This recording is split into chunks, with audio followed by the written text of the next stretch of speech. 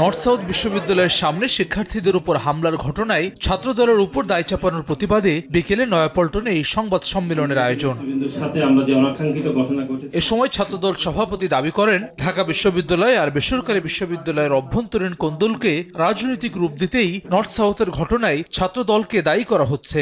জুলাই আগস্টের গণঅভ্যুত্থানের পরে বেশ কিছু বিষয়ে আমরা সরাসরি বলছি, বিশেষ করে সার্জিস আলম, হাসনাত আবদুল্লাহ বলেন, কিংবা আরও দু একজন, মাসুদ খন্দকার রয়েছে, মাসুদ, তারা উদ্দেশ্য প্রণোদিতভাবেই ছোটোখাটো ঘটনাতেও আমাদের ছাত্রদলের নাম জড়ায়। নতুন রাজনৈতিক বন্দোবস্তের কথা বললেও নাগরিক পার্টি পুরনো রাজনীতি করছে বলে অভিযোগ করেন ছাত্রদল সাধারণ সম্পাদক।